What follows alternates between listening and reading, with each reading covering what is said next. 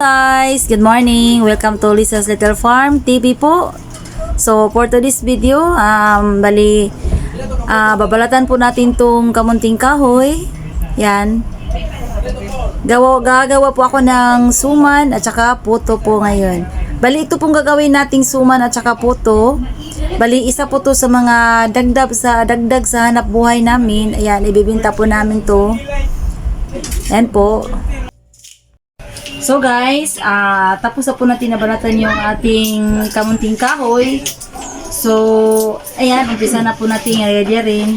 Bali po, ito pong balangoy na binili ko ay 12 po na kilo at dalawang ano po ang lulutuin ko dito, puto at saka suman.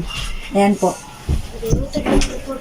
So, shout out po sa mga nakakaranas ng, alam po pong marami nakakaranas ng ganito eh. So, napaka-busisi pong gawin ito.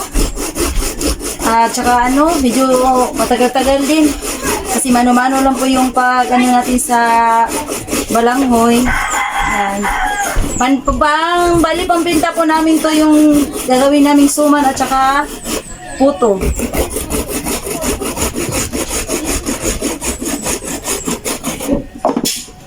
Yung mga ganito kalaki, bali, mahirap na po siyang yayadyarin. Bali, ko lang po sa food processor.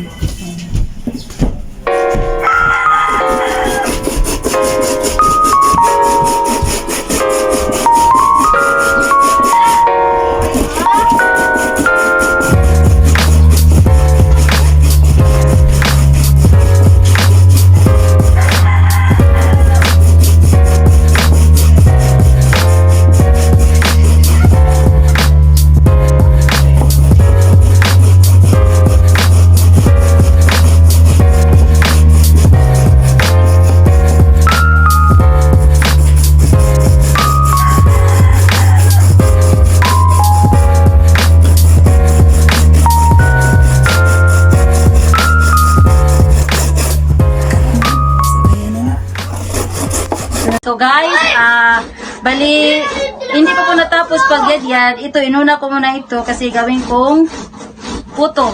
Ayan, tinanggalan ko na po ito ng katas. At pagkatapos, iano ko muna dito sa screen kasi para matanggal po yung parang mga tinik-tinik nila. Ayan, ang nangyari po kasi, wala po kaming kuryente ngayon dito. May mga party po dito sa Cebu City na walang kuryente. Hindi po kami makapag-food processor kasi wala nga kuryente. At naman po, pagpatuloy naman po sa pagyayagyan ay yung asawa ko po. Ayan. Ito. Baliw. Gawa na lang po niya ng paraan na mayagyad pa kasi sayang naman, malalaki pa. Kasi, kailangan po kasi magdahan-dahan kasi ang hirap po kasi pag maliit na, ayan, masusugat po tayo.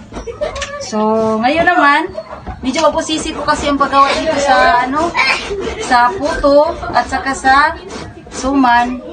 So, ngayon naman, kasi by order po tayo ng puto, kaya unahin ko itong puto paggawa, bali ang suman, medyo huli na yan. Ito muna unahin ko. Yan.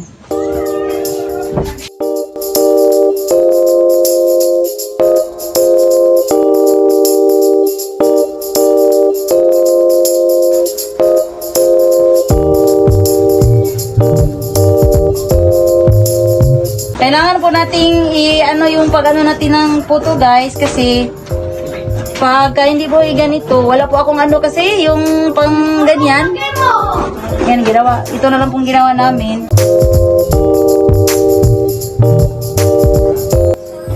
Kasi yung may mga parang tinik-tinik nito eh. Pagka nahalo po ito sa puto, matitigas po. Yan. Ito. Hindi na ito pwede. I-separate na lang po natin to.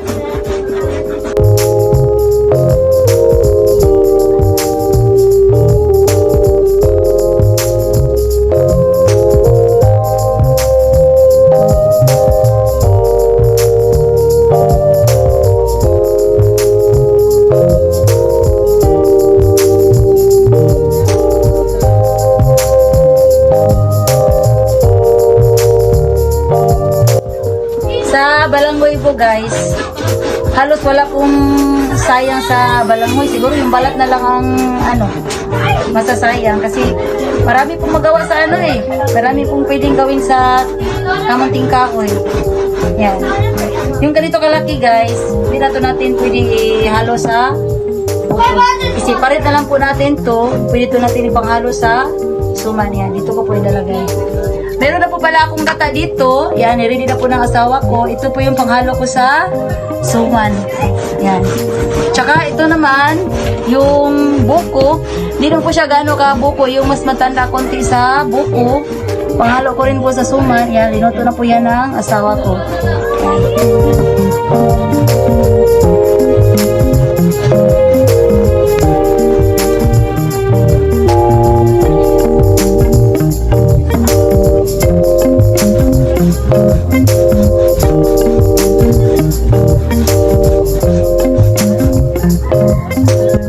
Alam niyo po guys, sa totoo lang po, sa ginagawa kong to, nag-enjoy po ako. Kasi dito, kahit mabusisi, pero wala lang, enjoy pa ako sa ginagawa ko. Para lang po tayong nagalaro-laro lang, pero kikita ka rin. Yan. Kasi sa totoo lang po, malaking tulong po ito sa amin. Yan. Lalo na po, nag-aaral po yung mga anak ko. Isa po ito sa pinagkukunan namin sa pang-araw-araw, pang baon ng mga anak ko sa school. At dito ko po rin kinukuha yung mga iniipon ko po. Nag-iipon po ako para pang dagdag tuition sa aking anak. Kasi, bali, 7 po yung estudyante ko, 7 po lahat yung anak namin. Lahat na po yan nag-aaral. Yan. So, yung iba, nagsasabi yung iba na pag marami ang anak mo, hindi ka magpagpaaral. Hindi po yan sapat na dahilan guys, na pag marami ang anak mo, hindi mo mapaaral. Nasa pagsisika po yan ng magulang. Kasi, pag marami kang anak, syempre, responsibilidad mo ang pagiging pag-aaral nila. Para, hindi hindi naman kawawa naman yung pag marami kang anak, hindi mo sila mapaaral lahat. Pag gusto namang mag-aaral sa anak mo, gawan mo ng paraan para makapag-aral po silang lahat. Yan. Tsaka, enjoy po ako sa ginagawa ko, sa pagsusuman. Yan. Andito naman po yung asawa ko. Hindi naman po palagi na may trabaho siya, kasi sa construction po, hindi naman palagi may project siya. Ayan ngayon, ginagawa po namin para hindi po kami mabakante sa araw-araw, may kita po kami. Yan.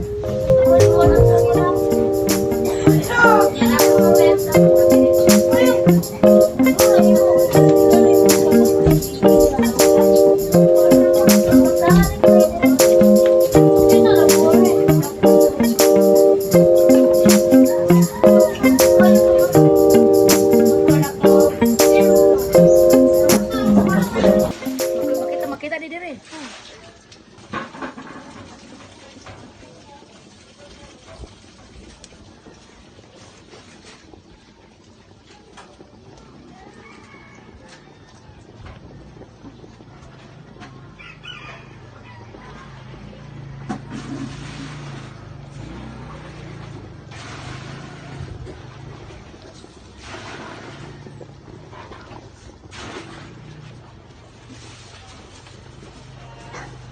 Ito naman po yung panggawin nating suman. Ayan. At timplahan na po ito. May na po to. May gata. At saka yung mas matanda doon sa buko. Ayan. At saka yung, syempre yung asukal. Ayan.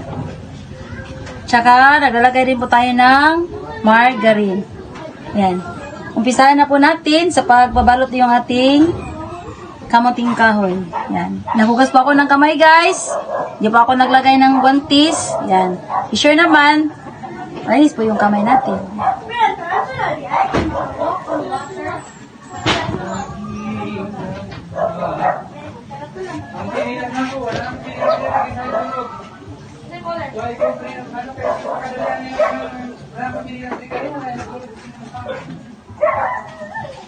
Yan.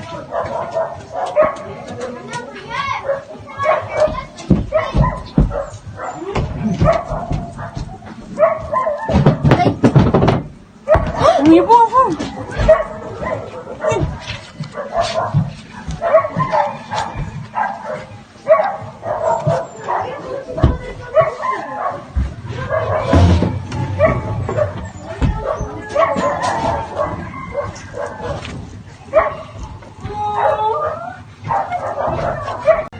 Manguha ka lang dyan sa paligid mo, sa kamunting kahoy, yan, pag may tanim ka. Pero dito, sa Cebu City, yan, lahat na, binibili na natin. Ang kilo po dito sa amin sa kamunting kahoy, bali 25 pesos per kilo. Yan. Pero ganun pa man, may ano din po tayo, may tubo pa rin po tayo sa ating pasusuman. Kasi hindi pwede wala tayong tubo. Yan.